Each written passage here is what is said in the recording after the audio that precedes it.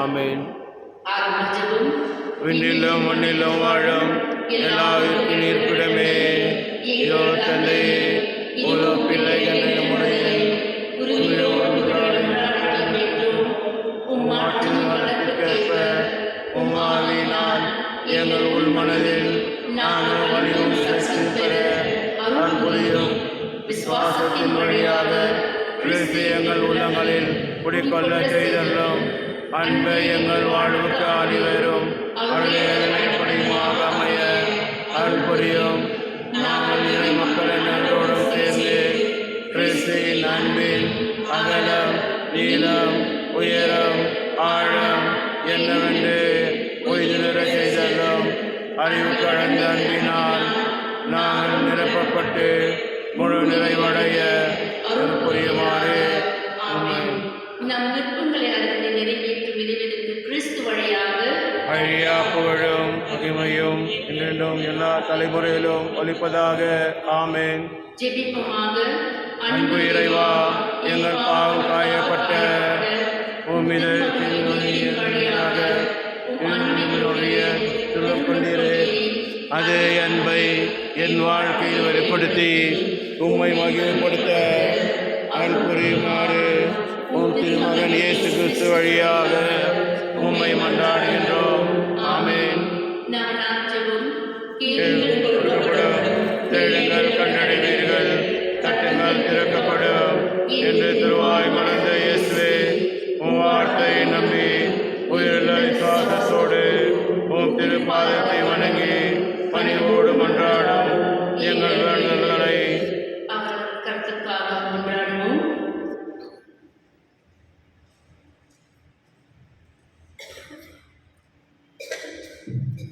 இரக்கத்தோடு கேட்டலும்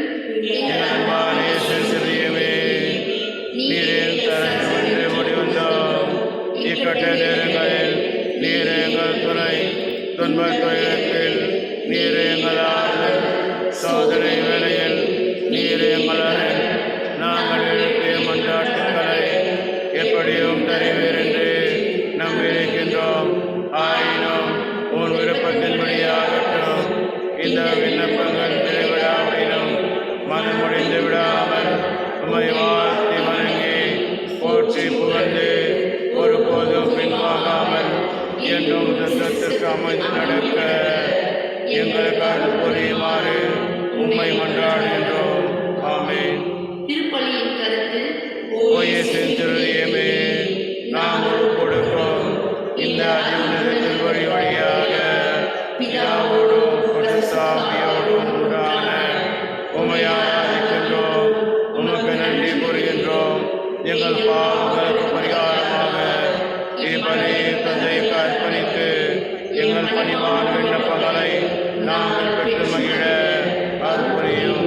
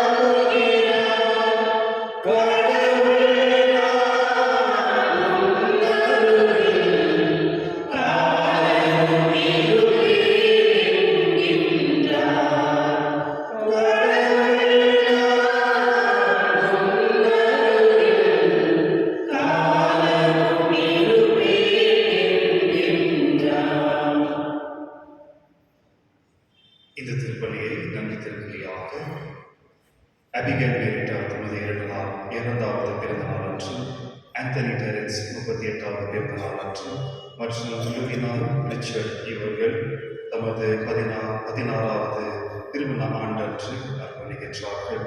மேலும் மறைந்த அங்கமால் கோவிந்தராஜுடைய ஆண்மலை பாற்றுக்காகவும் நாம் ஜெபிப்போம். தந்தை மகன் தூயாவியாரின் பெயராலே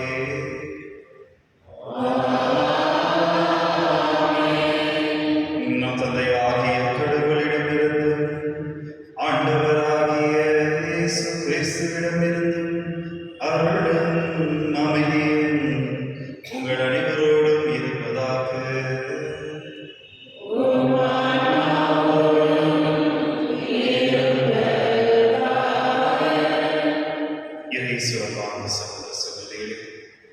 நமக்கு ஒன்று தேவை என்று சொன்னால் நாம் தான் அதை தேடி சென்று படித்து கொள்ள வேண்டும்.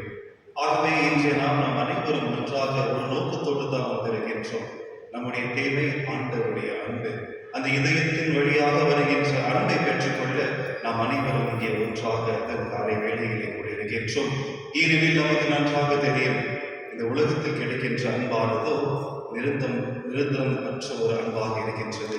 ஆனால் ஆண்டவருடைய அன்பு நிரந்தரமாக இருக்கின்ற ஒரு அன்பாக இருக்கின்றது. கான்ஸ்டன்ட் லவ், அன்வேவரிங் லவ் என்று சொல்வார்கள்.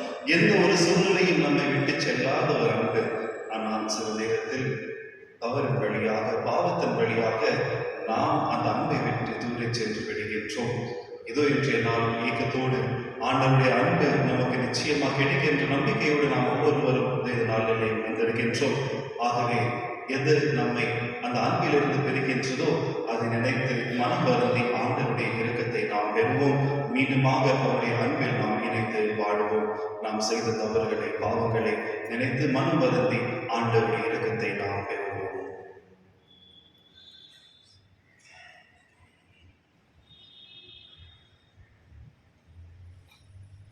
எல்லாம் இறைவனிடமும்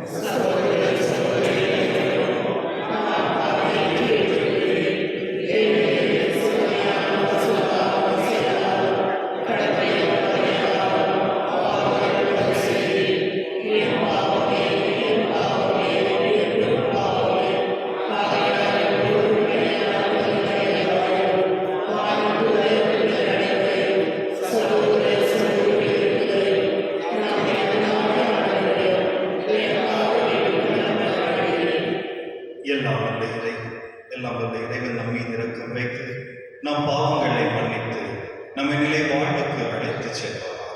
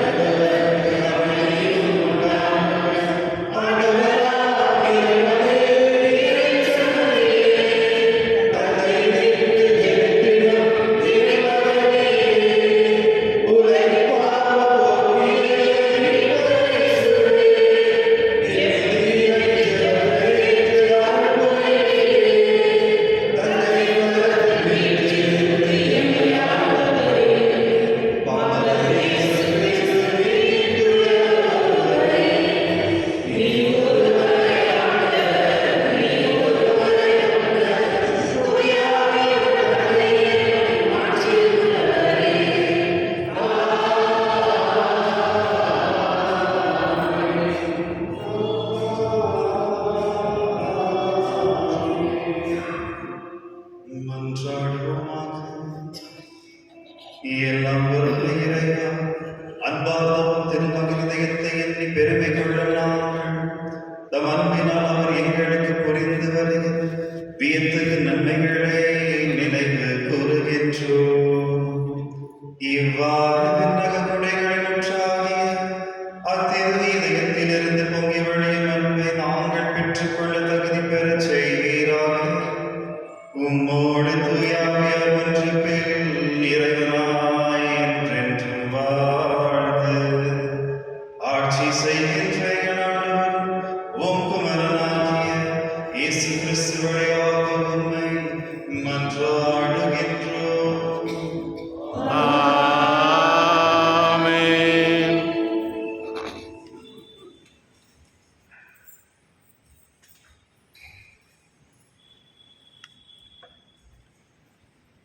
திருத்தூதர் பவுல் தீமோத்தேயுக்கு எழுதிய முதல் திருமுகத்தின் வாசகம். அன்புக்குரியவரே, இவற்றை நீ கற்பித்து ஊக்குவி. மாற்றுக் கொள்கைகளை கற்பித்து நம் ஆண்டவர் இயேசு கிறிஸ்துவின் நலம் தரும் வார்த்தைகளுக்கும் இறை பற்றுக்குரிய போதனைகளுக்கும் ஒத்து போகாதவர்கள், தற்பெருமை கொண்டவர்கள், ஒன்றும் தெரியாதவர்கள், விவாதங்களிலும் சொற்போர்களிலும் வைத்தியம் கொண்டவர்கள், பொறாமை, போட்டி மனப்பான்மை, பழிச்சொல், பொல்லாத ஊகங்கள், ஓயாத மோதல்கள் முதலின இவற்றிலிருந்து உண்டாகின்றன.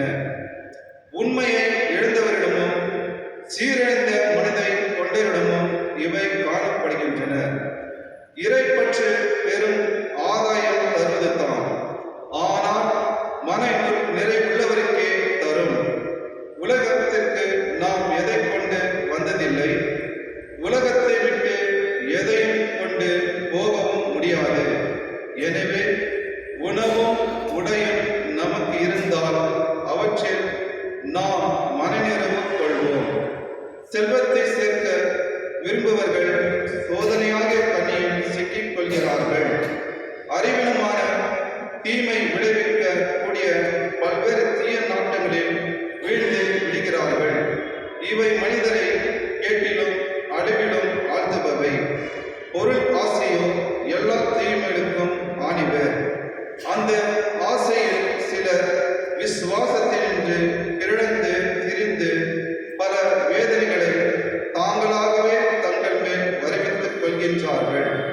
கடவுளின் மனிதனாகி நீ இவற்றிலிருந்து தப்பி ஓடு. நீதி, இறைப்பற்று, நம்பிக்கை, மன உறுதி, பணிவு ஆகியவற்றை நாடி தேடு. விசுவாச வாழ்வை என்னும் போராட்டத்தில் ஈடுபடு. நிலை வாழ்வை பற்றிக்கொள். அதற்காகவே அழைக்கப்பட்டிருக்கிறாய். அதனை முன்னிட்டு பல சாட்சிகள் முன்னிலும் விசுவாசத்தை சிறப்பாக அறிக்கையிட்டாய். ஆண்டவர் வழங்கும் மரபாக இறைவாவுக்கு நன்றி. பதிலளிப்பாடு பல்லவி. ஏழில் உள்ளத்தோர் பேறு பெற்றோர், ஏனெனில் விண்ணரசு அவர்களுக்கு. ஏழைகளில் உள்ளத்தோர் பேறு பெற்றோர், ஏனெனில் விண்ணரசு அவர்களது. துன்பக் காலத்தில் நான் அஞ்சுவானேன். என்னை வளைத்துக் கொண்டு கொடுமைப்படுத்தும் வஞ்சகருக்கு நான் அஞ்சுவானேன். தாம் செல்வத்தில் நம்பிக்கை வைத்திருக்கின்றவரே, தாம் செல்வம் பெருக்கை குறித்து பெருமையாக பேசுகின்றனர். ஏழைகளில் உள்ளத்தோர் பேறு பெற்றோர், ஏனெனில் விண்ணரசு அவர்களது. உண்மையில் தம்மைத்தாமே மீட்டுக் கொள்ள எவராலும் இயலாது. தாம் உயிரை மீட்க எதையும் கடவுளுக்கு தர இயலாது. மனித உயிரின் ஈட்டுத் தொகை மிக பெரியது. எவராலும் அதனை செலுத்த இயலாது. ஒருவரால் என்றென்றும் வாழ்ந்திட முடியுமா? படுகொலியை காணாமல் இருந்திட முடியுமா? ஏழைகளில் உள்ளத்தோர் பேறு பெற்றோர்,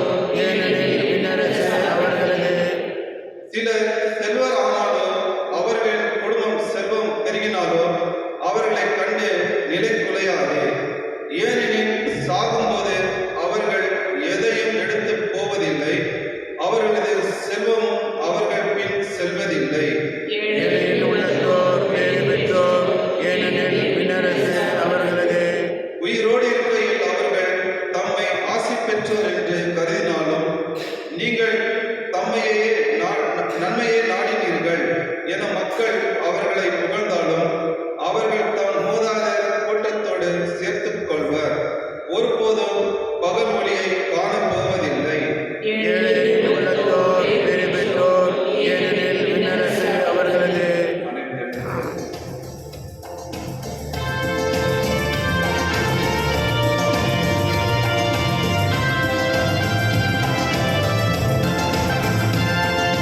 அல்லேலூயா, அல்லேலூயா. அல்லேலூயா, அல்லேலூயா. அல்லேலூயா, அல்லேலூயா. அல்லேலூயா. அல்லேலூயா, அல்லேலூயா. அல்லேலூயா, அல்லேலூயா. அல்லேலூயா, அல்லேலூயா. அல்லேலூயா. தந்தையே, விண்ணுக்கும் மண்ணுக்கும் ஆண்டவரே, உம்மை போற்றுகிறேன். ஏனெனில் விண்ணரசின் மறைபொருளை குழந்தைகளுக்கு வெளிப்படுத்தினீர். அல்லேலூயா. அல்லேலூயா, அல்லேலூயா. அல்லேலூயா, அல்லேலூயா. அல்லேலூயா, அல்லேலூயா. அல்லேலூயா. அல்லேலூயா. ஆண்டவர்களோடு இருப்பாராக. உம் ஆன்மாவோடும் இருப்பாராக. லூக்கா எழுதிய நற்செய்தியிலிருந்து வாசகம். ஆண்டவரே, மாட்சி உமக்கே. அக்காலத்தில் இயேசு நகர் நகராய் ஊர் ஊராய் சென்று இறையாட்சி பற்றிய நற்செய்தியை மறைசாற்றி வந்தார். பாவிகளும் அவர் 12 அவர்களோடு இருந்தனர். பொல்லாத ஆவிகளாலும் நோய்களாலும் குணமான பெண்கள் சிலரும் 7 பேய்கள் நீக்க பெற்ற மகதலா மரியாவும் ஏரோதுவின் மாளிகையின் மேற்பார்வையாளர் கூசாவின் மனைவி சுசனாவும் யோவானாவும் மேலாக பலர் அவரோடு இருந்தனர். அவர்கள் தங்கள் உடைமைகளாய் கொடுத்து அவருக்கு பணிவிடை செய்து வந்தார்கள். ஆண்டவரின் அருள்வாக்கு. இயேசுவே, உமக்கு புகழ். இயேசுவின் பாதம் சகோதர சகோதரிகளே, எங்கு அன்பு இருக்கின்றதோ அங்கு மகிழ்ச்சி இருக்கும் என்று கூறுவார்கள். Where there is love, there is happiness always என்று. அதே போல ஒரு கணவன் ஒரு முறை மனைவியை பார்த்து சொன்னாரா, I will fight the world for you. என்ன சொன்னாரா? உனக்காக உலகத்தையே நான் எதிர்ப்பேன், உலகத்தையே நான் சண்டை போடுவேன், எதிர்ப்பேன் அப்படின்னு சொன்னாரா.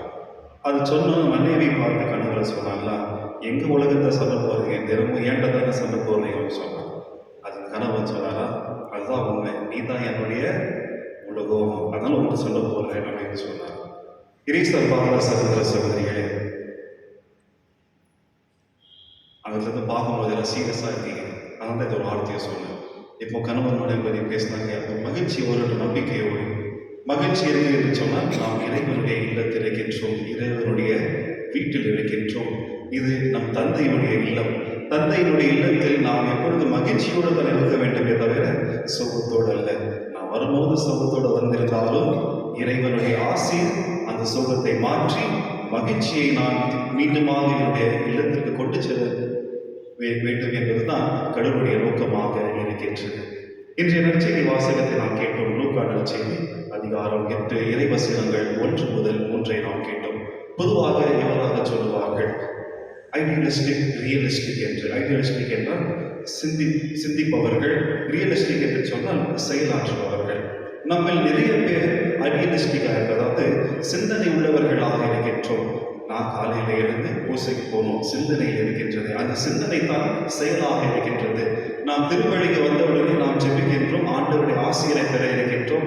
ஆசிரியரை பெற இருக்கின்ற நேரத்தில் நம்முடைய ஜெபமானது எவ்வாறாக இருக்கின்றது? நீர் மற்றவர்களை மன்னிப்பதைப் போல, அல்லது நீர் என்னை மன்னிப்பதைப் போல நான் மற்றவர்களை மன்னிக்க வேண்டும். நான் வெளியே செல்கின்ற பொழுது நீர் எவ்வாறாக மற்றவர்களுக்கு உதவி செய்தீரோ அதே போல நானும் மற்றவர்களுக்கு உதவி செய்ய வேண்டும் என்ற ஒரு சிந்தனை நம்மில் இருக்கின்றது.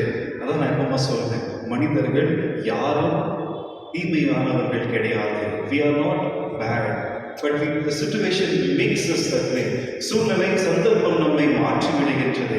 ஆகவே எந்த ஒரு பாவியாக இருந்தாலும் சரி, அல்லது மற்றவர்களை ஏமாற்றவனாக இருந்தாலும் சரி, கடவுளுடைய சந்நிதியில் வருகின்ற பொழுது முதல்ல நம்முடைய சிந்தனை, கடவுளே உன்னை போல இருக்க வேண்டும், உன் ஆசீர்வாதம் எனக்கு இருக்க வேண்டும், நான் நல்ல மனிதராக இருக்க வேண்டும். இதுதான் நம்முடைய சிந்தனை. ஆனால் அந்த சிந்தனையானது செயலில் இருக்கின்றதா என்பது தான் கேள்வி. திருப்பள்ளியில் எல்லாரும் ஜெபிக்கிற இல்லைங்களா? நீர் என்னை மன்னிப்பது போல மற்றவர்களுடைய குற்றத்தை நான் மன்னிக்க வேண்டும் அப்படின்னு சொல்லி பூசை முடிச்சு வெளியே போன உடனே நமக்கு பிடிக்காதவங்க இருந்தாலும் என்ன செய்வோம்? பூசை முடிஞ்சோன்னா இந்த மூஞ்சை பார்க்கணுமா அப்படின்னு சொல்லுவோம். அதாவது நம் கோபம் இன்னும் இருக்கின்றது, நம் சிந்தனை இன்னும் செயலில் மாறவில்லை, அது சிந்தனையாகவே இருக்கின்றது. நம் சிந்தனை எப்போது செயலாக மாறுகின்றதோ அப்பொழுது நான் ஆண்டவருடைய அன்பை நாம் பெற முடியும். ஆண்டவர் இயேசு கிறிஸ்து பாருங்க, அவருக்கு நன்றாக தெரியும், எருசலேமுக்கு சென்றால் அங்கே நிச்சயமாக அவரை சிலுவையில் அடைவார்கள். ஆனால் ஆண்டவருக்கு தெரியும், சிந்தனையில் தெரியும், அங்கே என்னை கொலை செய்வார்கள். ஆனால் தந்தையுடைய சித்தமானது என்ன? நான் அங்கே செல்ல வேண்டும், என் உயிரை நான் மக்களுக்காக கொடுக்க வேண்டும் என்பதுதான் அவருடைய பணியாக இருந்தது. ஆகவே அவருடைய சிந்தனையை அவர் செயலில் காட்டினார். whatever was in his mind, he put it into practice. ஆகவே தான் ஒரு சிந்தனை, ஒரு செயல் அந்த சிலுவையின் வழியாக நம்மிடம் ஒரு மீட்பின் வழியாக, ரட்சிப்பின் வழியாக இருக்கின்றது. இதை கொண்டு தான் இன்றைய நற்செய்தி வாசகத்தை கூட நாம் காண முடியும். இன்றைய நற்செய்தி வாசகத்தை நாம் கேட்டோம், லூக்கா எழுதிய நற்செய்தி. லூக்கா நற்செய்திக்கு பல்வேறு பெயர்கள் இருக்கின்றது. ஏழைகளின் நற்செய்தி, பிள்ளைகளின் நற்செய்தி, தாழ்த்தப்பட்டவர்களின் நற்செய்தி, இன்று விசேஷமாக பெண்களின் நற்செய்தியாக இருக்கின்றது. ஆகவே தான் கேட்டோம், பல்வேறு பெண்களை பற்றி பேசுகின்றார். அது அனைத்தையும் சொன்ன பிறகு கடைசியில் லூக்கா சொல்லுகின்றார், இவர்கள் அனைவரும் தம் ஆடைகளை கொடுத்து விற்று அதன் வழியாக ஆண்டவரை அவருடைய பணிக்காக அந்த பணத்தை அவர் கொடுத்தார்கள். ஆண்டவர் பணி செய்ய இந்த பெண்களும் உதவி செய்தார்கள் என்று. எதற்காக பெண்களை பற்றி அவர் பேச வேண்டும்? மக்கள் கொடுத்தார் என்று சொல்லியிருக்கலாமே, எதற்காக பெண்கள் கொடுத்தார் என்று சொல்ல வேண்டும்? ஆண்டவர் வாழ்ந்து கொண்டிருந்த காலத்தில் பெண்களுக்கு எந்த ஒரு மதிப்பும் மரியாதையும் கிடையாது. பெண்களும் தாழ்த்தப்பட்டவர்கள் தான். பெண்களுடைய பணி இங்க கிச்சன்ல இருக்கு, வீட்டில் இருக்கு இல்லைங்களா? பாத்திரம் கழுவணும், சாமான் துணி கசக்கணும், வீட்டை பெருக்கணும், இது பெண்களுடைய பணியாக இருக்கின்றது. ஆகவே தான் இன்றைய நாளில் கூட நம்மில் சிலருடைய சிந்தனை இவ்வாறாக இருக்கின்றது. வீட்டு பணி என்று சொன்னால் யார் செய்வாங்க? உங்கள் பசங்களை 2 பேர் ஈக்குவலாக வளர்ப்பீங்களா? ஆண் பசங்க பெண் பசங்களும். ஆண் பசங்க படிக்கணும், பெண் பசங்க தான் என்ன செய்யணும்? வீட்டு வேலை செய்யணும். இவ்வாறாக நம் சிந்தனையானது இருக்கின்றது. லூக்கா சொல்லுகின்றார், பெண்கள் யாரையும் குறைவானவர்கள் கிடையாது. எவ்வாறாக 12 சீடர்கள் பணியாற்றார்களோ அதை போல இந்த பெண்களும் ஆண்டவருக்கு பணிவிடை செய்து கொண்டிருக்கின்றார்கள். எங்கேயும் நமக்கு எழுதவில்லை தம்மிடம் இருப்பதை விற்று சீடர்கள் ஆண்டவர் பெண்களை சென்றார்கள் என்று. ஆனால் லூக்கா சொல்லுகின்றார், அந்த பெண்கள் தம்மிடம் இருப்பதை விற்றுவிட்டு ஆண்டவருக்கு பணிவிடம் செய்கின்றார்கள்.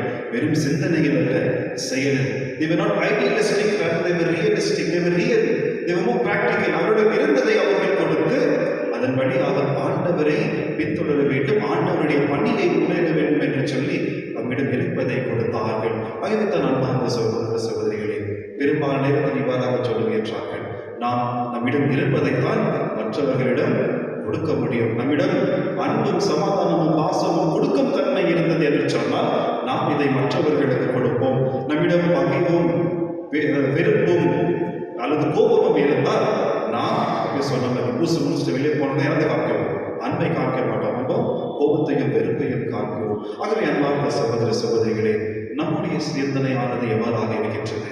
இந்த ஒரு காலகட்டத்திலும் நாம் ஆண்கள் உயர்ந்தவர்கள், பெண்கள் தாழ்த்தப்பட்டவர்களாக சிந்தித்துக் கொண்டிருக்கின்றோமா? அல்லது நாம் இருவரும் ஆண்டவர்களால் படிக்கப்பட்டவர்கள், ஒவ்வொருவருக்கும் ஒவ்வொரு பணியானது கொடுக்கப்பட்டிருக்கின்றது. அவருடைய பணியை அவர் செய்கின்றார், என்னுடைய பணியை நான் செய்கின்றேன். யாருக்கு யார்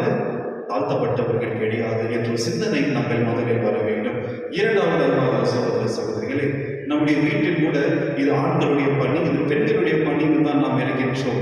இது நம் வீட்டின் பணி என்று நாம் எப்பொழுது நினைக்கின்றோமோ அப்பொழுது இன்னும் மகிழ்ச்சி நம்முடைய வீட்டில் இருக்கும். நாமும் சிந்தனையில் இருப்பதை செயலில் ஆற்றுகின்றோம். இந்த படம் பார்க்கும்போதெல்லாம் சொல்லுவேன் இல்லைங்களா, பாருங்க எப்படி கொடுமையா இருக்காங்க, எப்படி கொடுமை கொடுக்குறாங்க பெண்கள் என்று சொல்லிட்டு அந்த படத்தை நம்ம பார்த்துட்டு கோவத்தோடு போவோம். எனக்கு வாய்ப்பு கிடைச்சா அதை நான் செய்ய மாட்டேன் அப்படின்னு சொல்லுவோம். ஆனால் வீட்டுக்கு போனால் நம்ம அதுதான் செய்துட்டு இருக்கோம் இல்லைங்களா.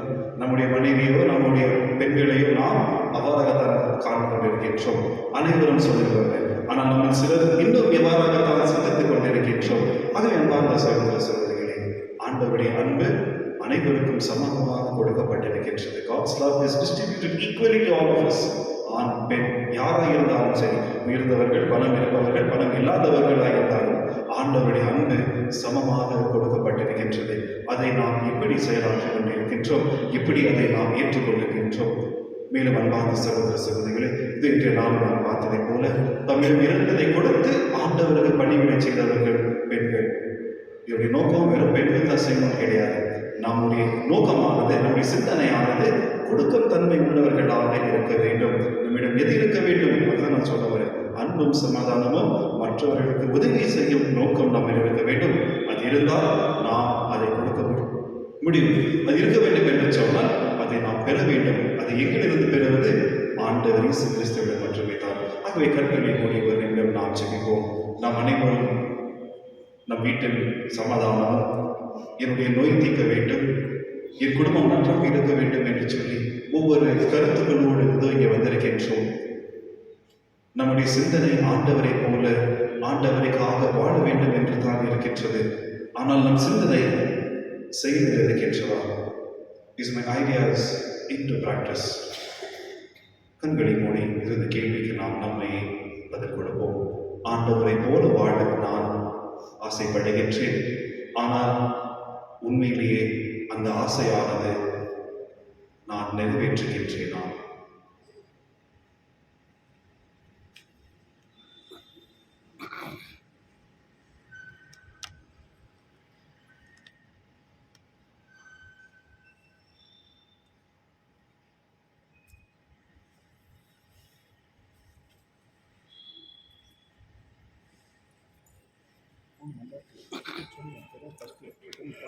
எழுந்திருப்போம்.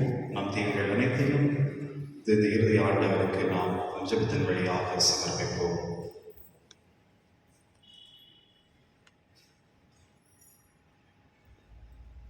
உங்கள் பதில் ஆண்டவரே எங்கள் மன்றாட்டை கேட்டருளும். ஆண்டவரே எங்கள் மன்றாட்டை கேட்டருளும். எங்கள் பரிசுத்த தந்தை, பேராயர், ஆயர்கள், குருக்கள், கன்னியர், வேத பணியில் ஈடுபடும் இல்லறத்தோர் அனைவரும் இயேசுவின் சாட்சிகளாய் திகழவும், இறை அரசை பரப்ப அயராத ஆர்வமுடன் உழைக்கவும் வேண்டும் என்று இறைவா உம்மை மன்றாடுகின்றோம். ஆண்டவரே எங்கள் மன்றாட்டை கேட்டருளும். திரு இருதய படங்களை இல்லங்களில் வழிபடும் இல்லங்களை ஆசீர்வதித்தருளும். அந்த இல்லங்களில் வசிப்போர் இயேசுவின் திரு இருதயத்தின் சிறப்பான ஆசியை பெற்று துயரமின்றி விசுவாசம், ஜெபம், தன்னலமற்ற அன்பு ஆகியவைகளின் தலை சிறந்த எடுத்துக்காட்டுகளாய் விளங்க வேண்டும் என்று இறைவா உம்மை மன்றாடுகின்றோம். ஆண்டவரே எங்கள் மன்றாட்டை கேட்டருளும். மனவேதனையாலும் உடல் நோயாலும் அவதிப்படும் அனைவரையும் நினைவு கூறுகிறோம்.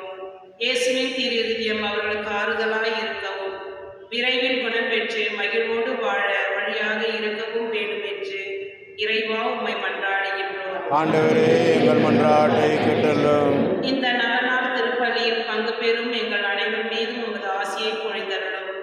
எங்களது கருத்துக்கள் நிறைவேறவும், திரு இருதயத்தின் அன்பை பெற்று உமது கல்வியாக மாற வேண்டும் என்று இறைவா உம்மை மன்றாடுகின்றோம். ஆண்டவரே எங்கள் மன்றாட்டை கேட்டருளும். ஆண்டவரே, எங்கள் மன்றாட்டை பகிர்வத்தோடு ஏற்றுக்கொண்டு நாங்கள் இறைஞ்சி கேட்பதை கனிவுடன் தந்தருட வேண்டும் என்று உண்மை வேண்டுகின்றோம். எங்கள் ஆண்டவராகிய கிறிஸ்து வழியாக உண்மை மன்றாடுகின்றோம். ஆமென்.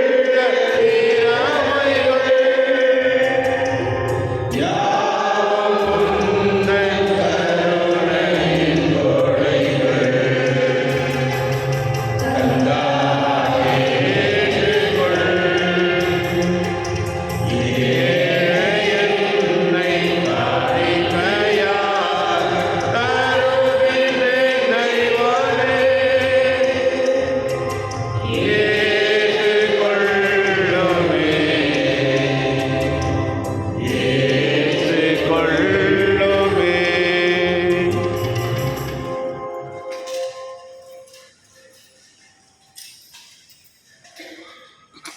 சகோதர சகோதரிகளே, என்னுடையதும் நிர்வாணிய பலி எல்லா வல்ல தந்தையாகிய இறைவனுக்கு ஏற்றதாகபடி மன்றாடுங்கள்.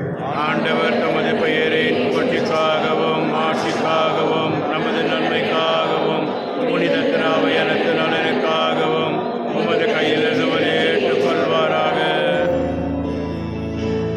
ஆண்டவரே, அன்பார்ந்தவும் திருமகனுடைய இதயத்தை சொல்ல தெரியாதவை கண்ணோக்கி அருளும். அதனால் நாங்கள் ஒப்புக் கொடுப்பது உமக்கு உகந்ததாய் எங்கள் பாவங்களுக்கு காட்மையாக அமைய அருள் புரிவீராக.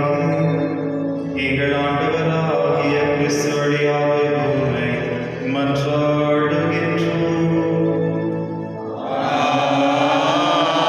ஆமென்.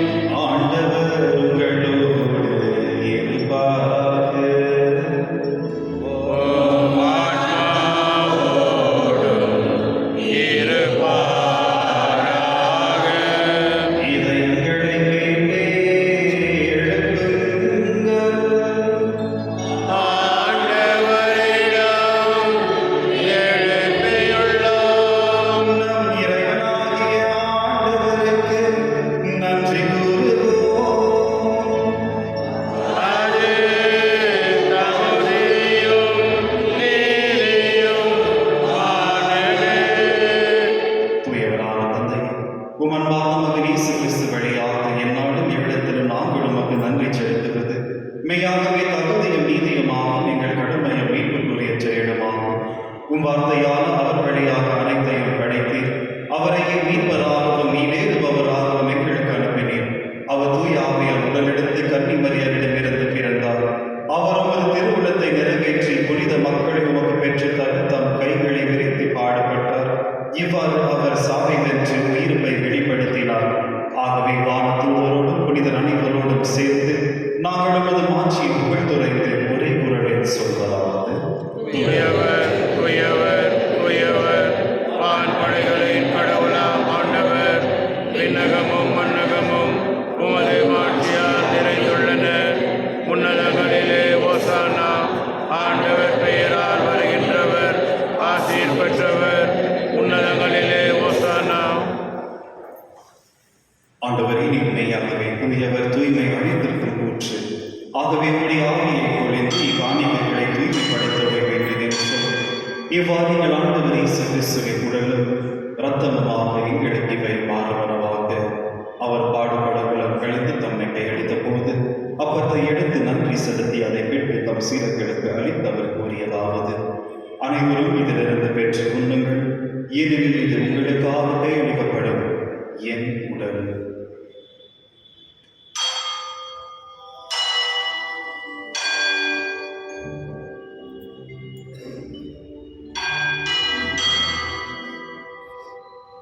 அவர் நம்மை ஈர்ப்பு விருதை அருந்திய பின் கிண்ணத்தையும் எடுத்து மீண்டும் உமக்கு நன்றி கூறி தம் சீடர்களுக்கு அளித்தவர் கூறியது: அனைவரும் இதிலிருந்து பெற்று பருவங்கள், ஏனெனில் இது புதிய நிலையான உடன்படிக்கைக்கு உரிய ரத்தத்தின் கிண்ணம். இது பாவ மன்னிப்புக்கென்று உங்களுக்காகவும் பலருக்காகவும் சித்தப்படும். இதை என் நினைவாக செய்யுங்கள்.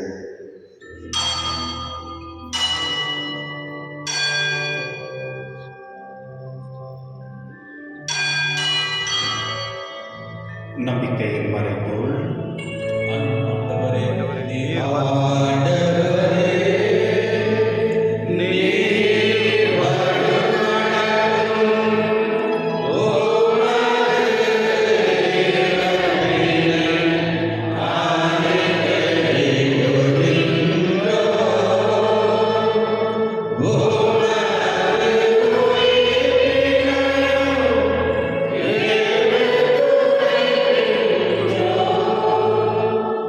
ஆகவே ஆண்டவரே, நாங்கள் கிறிஸ்துவின் இறப்பினையும் உயிர்ப்பினையும் நினைவு கூர்ந்து வாழ்வு தரும் அப்பத்தையும் மீட்பளிக்கும் கிண்ணத்தையும் உமக்கு ஒப்புக் கொடுக்கின்றோம்.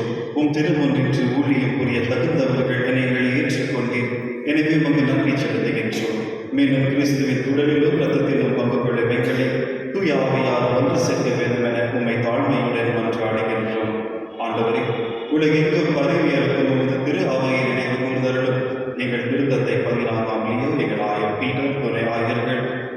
திருநணியினர் ஆகிய அனைவரோடும் உமது திரு அவை அன்பின் நிறைவு பெறச் செய்தருளும். மேலும் உயிர்த்தெழும் எதிர்நோக்குடன் துயில் கொள்ளும் எங்கள் சகோதர சகோதரிகளையும் இறந்தோர் அனைவரையும் இரக்கத்துடன் நினைவு கூர்ந்து உமது திருமுக ஒளி என்று ஏற்றுக்கொள்ளும். எங்கள் அனைவர் மீதும் இரக்கமாயிரும். கடவுளின் கன்னித்தாயான புனித மரியாள், அவருடைய கணவரான புனித யோசேப், இந்த திருத்தூதர்கள், இவ்வுலகில் உமக்கு உகந்தவர்களாய் இருந்த ஆகிய புனிதர்கள் அனைவரோடும் நாங்கள் நினைவாழ்வில் பங்கு பெறும் தகுதி பெற்று உம் திருமகன் இயேசு கிறிஸ்து வழியாக உம்மை புகழ்ந்தேற்றம் வரும் அருள உம்மை மன்றாடுகின்றோம்.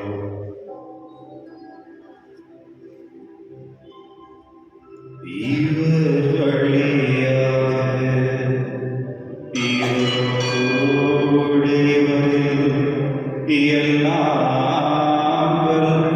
இறைவனாகிய தந்தையே,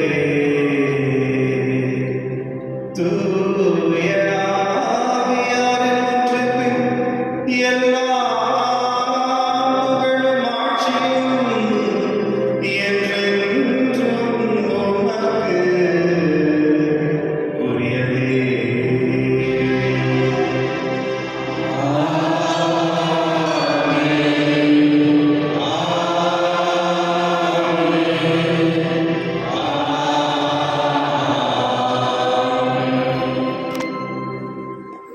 விண்ணுலகில் இருக்கிற எங்கள் தந்தையே, உமது பெயர் தூயதென போற்றப்படுக.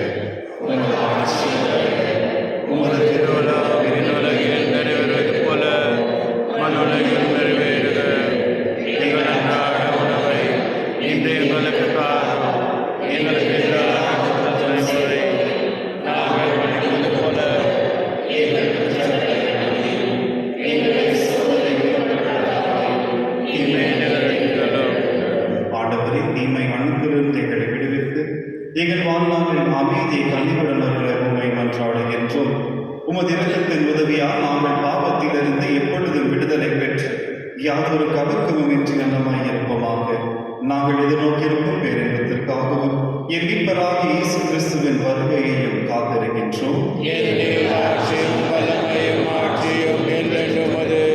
ஆண்டவரே இயேசு கிறிஸ்துவை, அமைதியை உங்களுக்கு விட்டுச் செல்லுகின்றேன், என் அமைதியையே உங்களுக்கு அளிக்கின்றேன் என்று உம் திருத்தூதர்களுக்கு மொழிந்தீர்கள். எங்கள் பாவங்களை பாராமல் உமது திரு அவையின் நம்பிக்கையை கண்ணோக்கி உமது திருவுள்ளத்திற்கு ஏற்ப அதற்கு அமைதியையும் ஒற்றுமையும் அளித்தருள்வீராக. என்றென்றும் வாழ்ந்து ஆட்சி செய்கின்றவர் நீரே. ஆண்டவருடைய அமைதி உங்களோடு என்றும் இருப்பதாக. மகிழ்ச்சியோடு ஒருவர் ஒருவர் அமைதியை பகிர்ந்து கொள்வோம். உலகில் பாவம் போக்கும் இறைவனே, எம் மேல் இரக்கமாயிரும். உலகின் பாவம் போக்கும் இறைவனே, எம் மேல் இரக்கமாயிரும். உலகின் பாவம் போக்கும் இறைவனே, எமக்கு அமைதி அருளும்.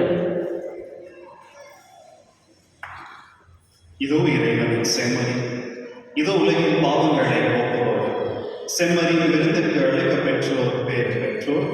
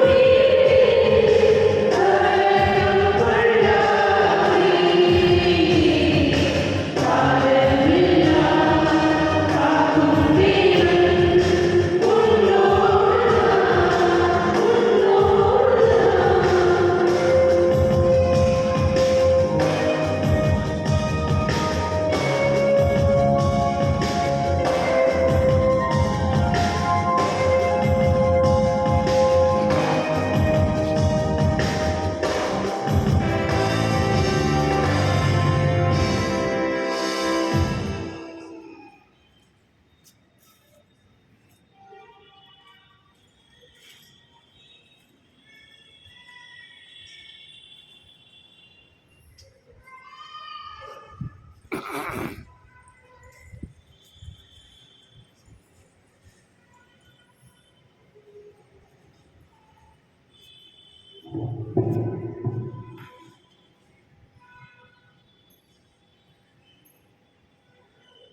பரிகார ஜெபம்.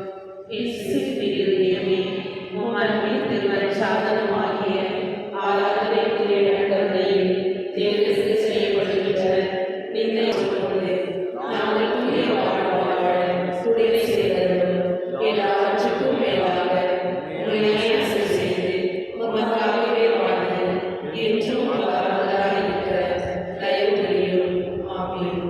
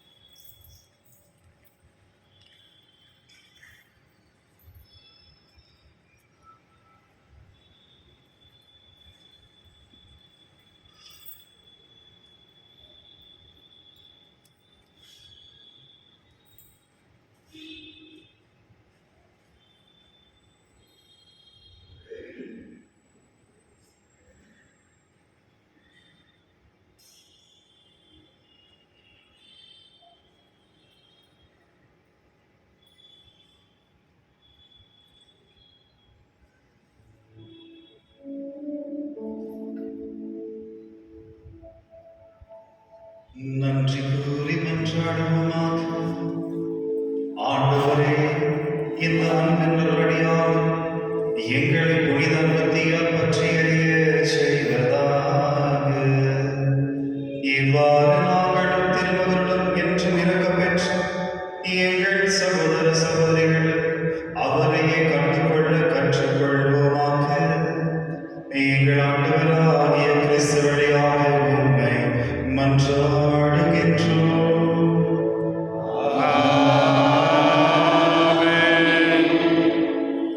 நோயாளிகளில் ஆசீர்வதித்து அனைவரும் சேர்ந்து ஆண்டவரே